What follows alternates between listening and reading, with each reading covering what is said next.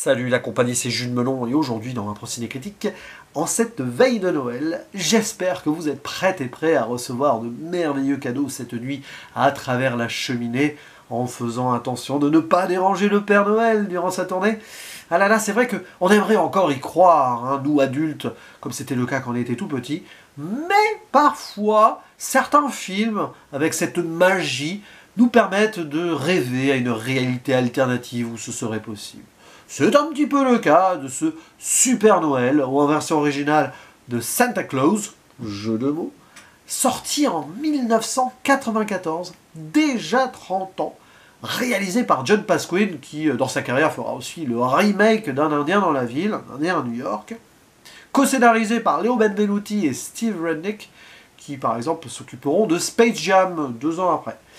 Et ce fut un grand succès aux États-Unis, ce Super Noël, tant et si bien qu'il y aura une suite, Hyper Noël, je crois que ça s'appelle en France, et un troisième volet également, et même une série récente, qui est peut-être encore en cours, je ne sais même pas si elle a été diffusée chez nous.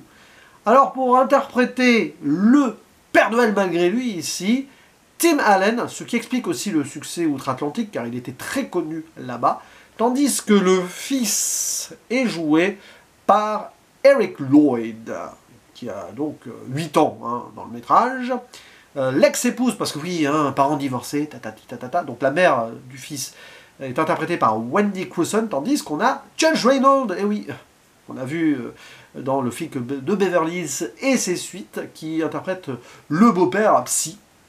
Et on a pas mal d'enfants qui interprètent les elfes. C'est intéressant comme procédé. Et donc c'est un conte de Noël assez traditionnel à l'américaine, hein, clairement. Dans la droite lignée, si vous voulez, dans des classiques du genre, Miracle sur la 34e rue, enfin, surtout sur la deuxième partie, on va y penser, quand on ne croit pas que le Père Noël, c'est vraiment le vrai Père Noël, et qui pourtant il est là, face à nous, évidemment, on pense à cette œuvre, qui a eu un remake la même année que la sortie de Super Noël. J'ai hésité entre les deux films, figurez-vous, mais bon. J'ai choisi Super Noël parce que je l'avais déjà vu. Donc là, c'est revu pour ma part. Et, bref, oui, j'ai oublié ça. J'ai tenté de me replonger dans la VF, et j'avais complètement oublié que Disney, pour vendre le film en France, et ça n'a pas marché, avait tenté un Star Talent, en faisant appel à Nagui, animateur très célèbre hein, à l'époque et encore aujourd'hui. Ça ne marche pas, voilà, du tout. C'est l'un des pires Star Talent que j'ai pu entendre sur un film live action, en tout cas, avec Koé dans la voix de Jack Black pour Rock Academy. Je pense que j'en parlerai l'année prochaine de Rock Academy, mais je le reverrai en VO, hein, par contre. Voilà.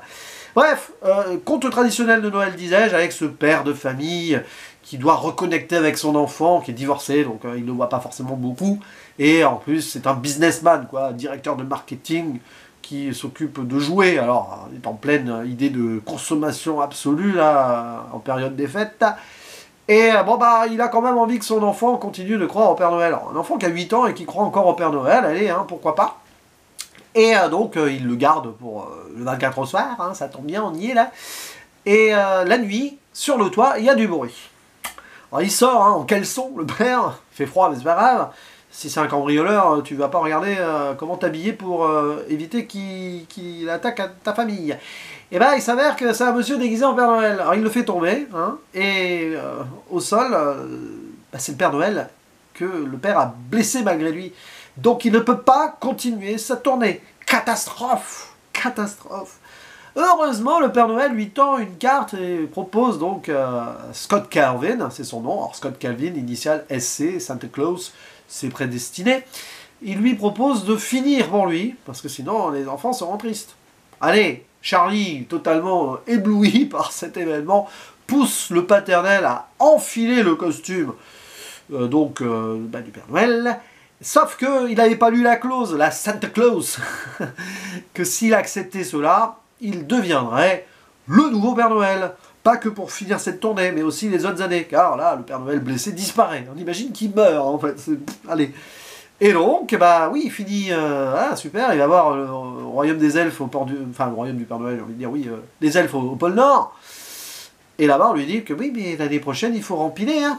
Voilà, vous avez 1 an pour vous préparer, et puis l'année d'après encore, et tant que vous pourrez le faire, vous êtes le Père Noël. Bah, évidemment, Calvin, il n'y croit pas, Charlie est tout excité. Le lendemain, les deux se réveillent, quand même, après un rêve ou un cauchemar, ça dépend pour qui. Sauf qu'ils se rendent compte que Scott Calvin, c'était peut-être pas un rêve, enfin, il y croit quand même pas. Pourtant, Charlie a des objets qu'il a récupérés. Et le père, il a le pyjama du Père Noël, avec ses initiales, parce que ce sont les mêmes que celles du Père Noël. Ok. Bon, voilà, alors, la mère vient récupérer le fils, en mode, ouais, vous avez fait quoi hier, c'est un peu n'importe quoi. La mère qui croit plus au Père Noël depuis toute petite, et le beau-père non plus, il y a toute une histoire là-dessus. Et on se retrouve pratiquement un an après, ou peu de temps avant Noël, alors qu'il y pensait peut-être plus trop, hein, Scott Calvin, eh bien, il va subir une transformation, à la fois physique au niveau du poids et de pilosité, hein, avec les cheveux qui poussent et la barbe, qui devient blanche. Et oui, il se mue en Père Noël, et donc doit renfiler le costume, il est bien obligé. Et Charlie va être content, même si justement, c'est là tout le jeu dramatique du film, ce qui ne fonctionne pas trop, hein, l'enjeu un peu triste, c'est que le père va paraître fou, vraiment, visiblement se déguiser vraiment en Père Noël, pour continuer à voir son fils, tant c'est si bien qu'on va lui empêcher de voir son fils, hein, un petit moment à la Madame Doubtfire, hein, sorti là, un an après, etc., etc. Oh, on peut voir comme la famille déstructurée, séparée, c'est triste, hein, c'est très américain ça. Alors, souvenir, je l'ai vu qu'une fois et je l'ai vu quand même ado, et c'était une époque où franchement déjà les films de Noël ça me gavait. Mais j'avais envie de le retenter, j'avais donc oublié pour Nagui, à une époque où quand vous vous branchez sur la télé autour de Noël, mais c'est toujours le cas, hein, c'est toujours le cas, notamment sur TF1 et M6 à l'époque, alors je sais pas si c'est les mêmes chaînes et tout, il y avait toujours des téléfilms de Noël un peu avec cette même idée où on y croit, on n'y croit pas, voilà, là les jeunes avec Noël c'est compliqué mais on reconnecte, ou le père machin, bon allez, ok. Bon, j'ai le souvenir d'un téléfilm, j'ai oublié le titre, avec Robert Hayes, l'acteur de Y a-t-il un pilote pour sauver l'avion, qui joue le père et tout, qui était très sympa, moi j'avais bien aimé, en mode un jour sans fin où le gamin, l'ado, revivait Noël chaque fois pour s'améliorer. C'était sympa. J'ai plus le titre en tête, hein, un Noël sans fin peut-être, bon bref. Bon, en gros, oui, Super Noël, vu le succès qu'il y a eu autour, a dû relancer à l'époque cette manie de téléfilms de Noël dans tous les sens, mais il y en avait déjà avant. Évidemment, on est toujours dans cette lignée du Miracle sur la 34e rue et autres. Bon, La vie est belle autrement, hein, etc. C'est un peu la limite du film, c'est que ce sont toujours les mêmes histoires. Mais ça fonctionne un petit peu sur l'humour. Il faut vraiment vite basculer en VO, hein, c'est ce que j'ai fait, parce que sinon c'est pas possible. Bon, c'est terrible cette VF, c'est terrible. On sent même que Nagui il a été appelé à la va-vite, c'est pas lui le fautif en priorité, quoi. Il a accepté, il aurait peut-être pas dû. Mais bon. Et ouais, ça fonctionne sur certains gags et sur la relation entre le père et le fils. Quand il se transforme en Père Noël, donc un an après, ça en est drôle, puisqu'il est directeur marketing de jouets, il va critiquer un jouet, ils essayent de vendre une sorte de tank, là, ça n'a aucun sens, c'est complètement débile. Mais voilà, ça peut faire son effet. C'est quand même très inégal, dans le sens où, par exemple, bon, bah, l'ex-épouse et son nouveau compagnon, ça c'est vraiment en filigrane, ça ne sert pas à grand chose, ce n'est de plus ou moins antagoniste mais pas vraiment, c'est pas approfondi.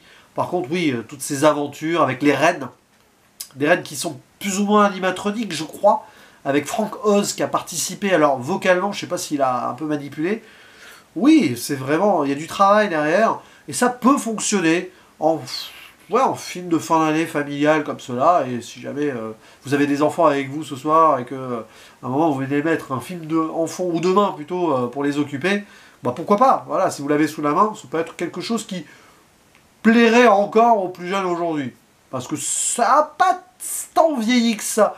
C'est parfois aussi la magie des films de Noël, aussi moyen puisse-t-il être, hein, parfois, là je trouve que c'est correct sans plus, c'est que ça reste un peu intemporel quand même, d'une certaine façon.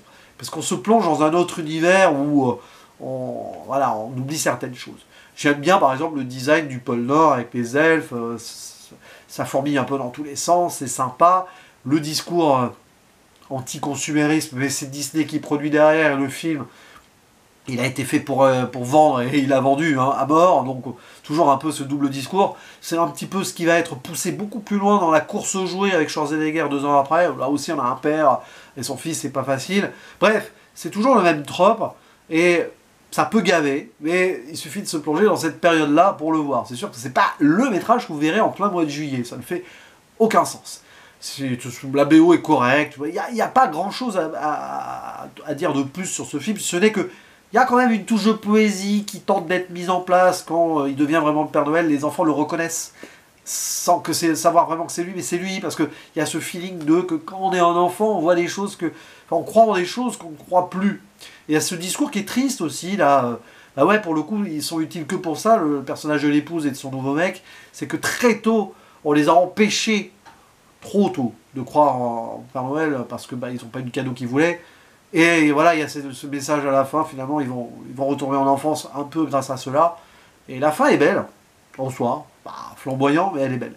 Donc, c'est ce genre de film que vous pouvez voir tranquillement ou revoir sans problème, coincé donc entre Miracle sur la 34e rue, La course aux jouets, ou Santa et compagnie chez nous d'Alain Chabat, ce style-là.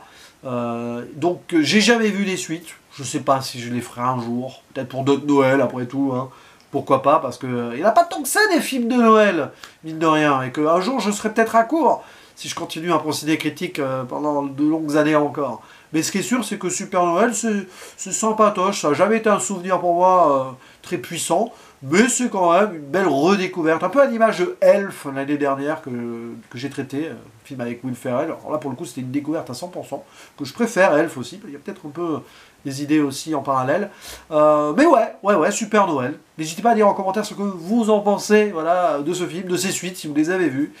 Et je vous souhaite surtout une bonne soirée, un bon réveillon, une bonne journée de Noël demain si vous êtes accompagné en famille et tout. Et si jamais vous êtes seul, courage à vous. Et puis si vous en fichez de Noël, bah tant mieux pour vous. J'ai envie de dire, c'est surtout ça.